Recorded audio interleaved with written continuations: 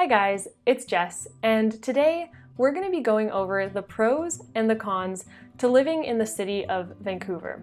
I've done a few other Vancouver themed videos on this channel. If you want to check them out, I'll leave the playlist up there or in the description down below. We're going to be going over everything. I'm not going to sugarcoat anything.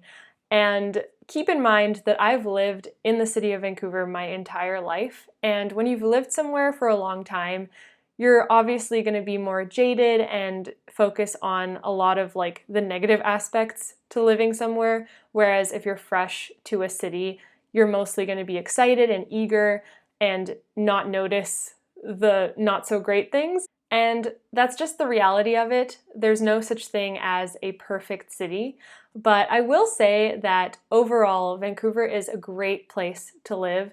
And it's even been rated one of the best cities in the world, which is quite the title. I would probably give that title to Disneyland, but that's just me. So let's start off on a positive note and go over the pros to living in Vancouver. So the first pro on this list is that Vancouver has a really good public transit system, at least for North American standards. If you're coming from somewhere like Tokyo or something, maybe not so much, but overall as a North American city, the transit's great. We have multiple SkyTrain lines, we have many bus routes that are mostly reliable, and you can get anywhere in the city within a reasonable amount of time. A lot of people who live in Vancouver don't even own a car because it's just so easy to get around anywhere. And even if you live in the cities surrounding the city of Vancouver, like Richmond, which is where I'm from, or Surrey, or anywhere that is close to one of the major SkyTrain lines, you can easily get to downtown or Vancouver in a reasonable amount of time. And transport is relatively safe, relatively clean from a public transport perspective. Number two is amazing diversity. You'll find people from pretty much all over the world living here. My parents immigrated here. Pretty much most of my friends are the children of immigrants, and that's pretty common. So you'll be able to find pretty much any community here. And that leads me to the third pro, and arguably one of the best ones, and that is amazing food. We have some of the best food here, and that probably stems from the fact that there is so much diversity. You'll find every type of cuisine. You could be walking down a street, and to your left you'll find Chinese cuisine, to your right you'll find Vietnamese, and then a block down you'll find an Indian restaurant, and so on.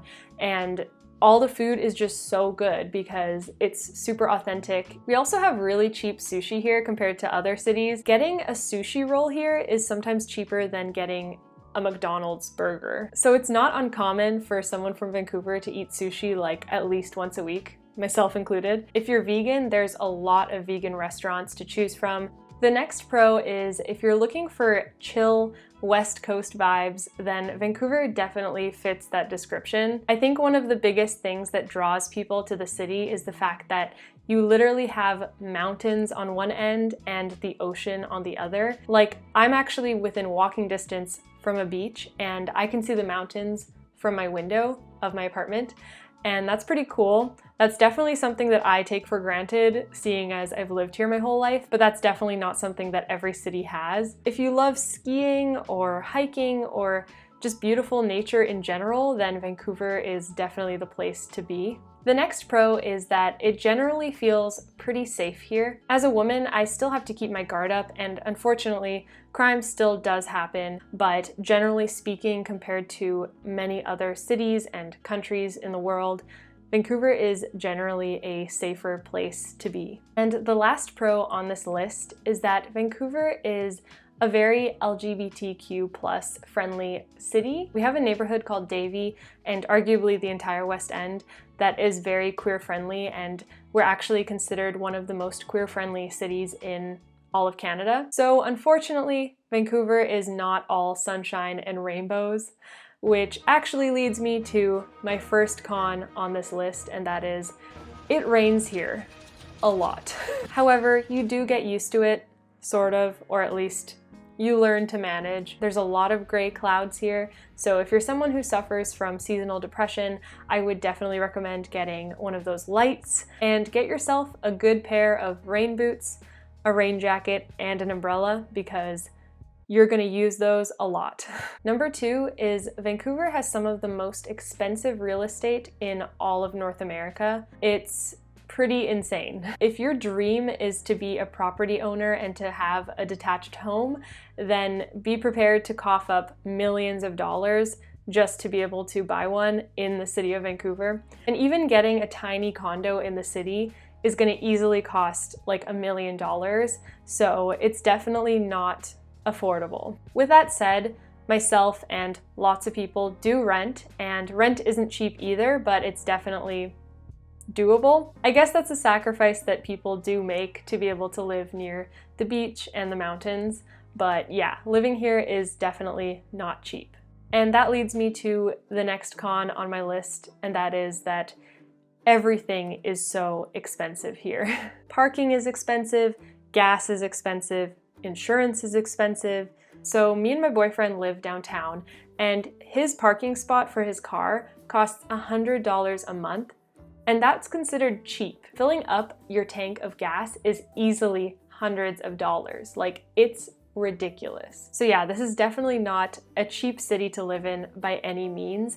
We actually have a huge homelessness crisis here, particularly in the downtown east side. There are a lot of people who don't have a home. I'll leave a link down below to the Downtown East Side Response Fund if you want to learn more or donate. Number 4, as with many cities, rush hour traffic can be really bad, especially on any of the bridges connecting cities. There's just so many cars, and that's honestly a reality to any populated city. And the last con I have on my list is that Vancouverites are not the most sociable people. Obviously, that's a generalized statement, but as someone who's lived here my entire life, I do notice that everyone really does stay within their bubbles, and it can be really hard to make new friends. There isn't that level of like openness sometimes, but during university, I stepped out of my comfort zone and I joined different clubs and made new friends that way, and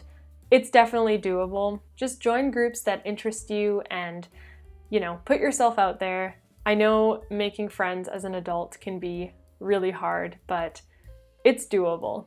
Long story short, if you're okay with frequent rain, lots of expenses, and you're inviting to a diverse group of people from all sorts of backgrounds, then Vancouver might be the perfect place for you. That's all I have for this video. If you guys liked it, be sure to subscribe down below and maybe check out some of my other Vancouver content, my how to find cheap rent in Vancouver, my apartment tour. Okay, see you guys next time.